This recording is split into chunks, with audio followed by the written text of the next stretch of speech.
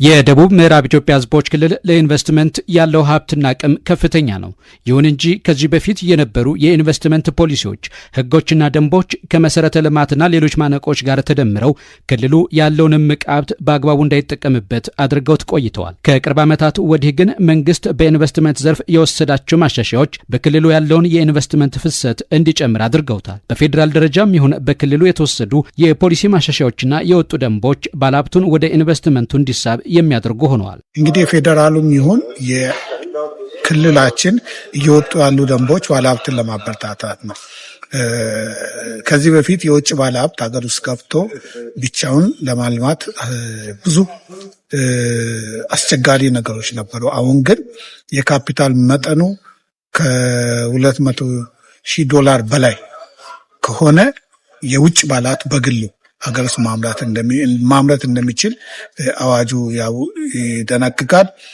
እንደገና ከአገር ውስጥ ባለሀብቶች ጋርም በጋራ ማልማት እንደሚችልም ይጠነቅቃል። እንደገና የውጭ ባለሀብት በሀገራችን ውስጥ የቤት ባለቤት እንዲሆን የወጣ አዋጅ አለ። ይሄም ኢንቨስተሮችን ለማበረታታት ባለሀብቱን ለማበረታታት የውጭ ባለሀብቶች ወደ ሀገር ውስጥ እንዲመጡ ለማድረግ እየተሰራ ያለ ከፍተኛ ስራ ነው። የክልሉ መንግስት በኢንቨስትመንት ዘርፍ ከወሰዳቸው የማሻሻያ እርምጃዎች መካከል በቅርቡ የወጣው የኢንቨስትመንት ደንብ ቁጥር 013/2015 ይጠቀሳል። ይህ ሪፎርም ደግሞ ባለሀብቱ መዋለ ንዋዩን እንዲያፈስ ምቹ መደላድል መፍጠር ችሏል። ከለውጡ በኋላ በተወሰደው የኢንቨስትመንት ማሻሻያ እርምጃ ምክንያት በክልሉ ያለው የኢንቨስትመንት ፍሰት ጨምሯል። በምዕራብ ኦሞና በቤንች ሸኮ ዞኖች የታየው የኢንቨስትመንት ፍሰትም ለዚህ ለውጥ ማሳያ ነው። እንደ ምዕራብ ኦሞ ዞን ያው ሰፊ ለልማት የሚውል ለግብርና ስራ በተለይ ሊውል የሚችል ሰፊ መሬት ያለው ዞን ነው በክልል ሲታይ። ይህን ሰፊ መሬት እንግዲህ በአሁን ያለን መረጃ ወደ 90 ኢንቨስተሮች ፈቃድ ጨርሰው ስራ ላይ ያሉ አሉ። ወደ 6 የሚደርሱ ደግሞ በኢንዱስትሪ ዘርፍ ተሰማርተው የሚገኙ ነው ያለው።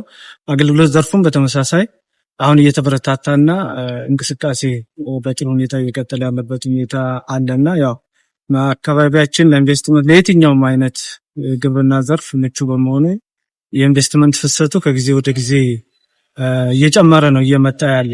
በቅርብ እንኳን አሁን ክልሉ ከመጣ በኋላ ከ15 እና ከ20 በላይ ኢንቨስተሮች ያልነበሩበት ዞን ነው። አሁን ላይ ከ90 በላይ ኢንቨስተሮች ፍቃድ አውጥተው ወደ ማምረት የተሸጋገሩበት ሁኔታ አለ። ያው እንደ ዞናችን ከለውጥ መንግስት ማግስት በርካታ በኢንቨስትመንት ዘርፎች ላይ ስራ እየተሰሩ ይገኛሉ። ከዚህ አንጻር በሁሉም መዋቅሮች ደረጃ ወደ 337 በላይ ኢንቨስትመንቶች ፍቃድ ተሰጥቶ እየሰሩ ይገኛሉ። የደቡብ ምዕራብ ኢትዮጵያ ሕዝቦች ክልል ሆኖ ከመደራጀቱ በፊት የነበሩ የኢንቨስትመንት ፕሮጀክቶች 655 ብቻ ነበሩ። ከ2014 በኋላ ግን የኢንቨስትመንት ፕሮጀክቶች ቁጥር ወደ 1063 ከፍ ማለት ችሏል። ከለውጥ በኋላ ከፍተኛ ሆነ የኢንቨስትመንት ፍሰት እየታየ ነው። ከለውጥ በፊት እንደ ክልል የነበረው ኢንቨስትመንት 655 ብቻ ነበር።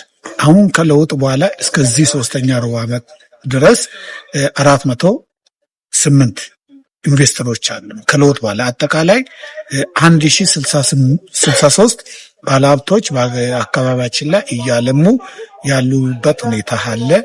ይሄን ደግሞ ከግብርና ጋር እያያዙ እየሰራ ነው። የተመዘገበው የካፒታል መጠንም በዚሁ ልክ ከፍተኛ ጭማሪ አሳይቷል። ላብነትም በ2014 1.2 ቢሊዮን ብር ብቻ የነበረው ካፒታል ባለፈው ዓመት ወደ 7.7 ቢሊዮን ብር ከፍ ብሏል። በዚህ ዓመት ደግሞ በሶስተኛው ሩብ ዓመት 5.5 ቢሊዮን ብር ካፒታል ያስመዘገቡ ባለሀብቶች ወደ ስራ ገብተዋል። እንግዲህ እነዚህ በዘንድሮ ሶስተኛ ሩብ ዓመት ላይ እስከ ሶስተኛ ሩብ ዓመት የተሰራው ስራ የተመዘገበ ካፒታል በየዓመተ ምህረቱ አለን። አሁን የሶስተኛ ሩብ ዓመት 5.5 ቢሊዮን ብር ለሶስተኛ ሩብ ዓመት ካፒታል ያስመዘገብንበት ሁኔታ አለ። 2014 ላይ 1.2 2015 ላይ 2.2 2017 ላይ ደግሞ 7.2 ቢሊዮን ብር ነው። ዘንድሮ ደግሞ እስከ ሶስተኛ ሩብ ዓመት 5.5 ሚሊዮን ብር ካፒታል ያስመዘገብነው ሁኔታ አለ። ከዚህ በፊት ለኢንቨስትመንት ማነቆ የነበሩ የፖሊሲ ጉድለቶችን ከማስተካከልም ባሻገር የመሰረተ ልማት ችግሮችን ለመፍታት የተሰራው ስራ የተሻለ የኢንቨስትመንት ፍሰት እንዲኖር አስችሏል ተብሏል።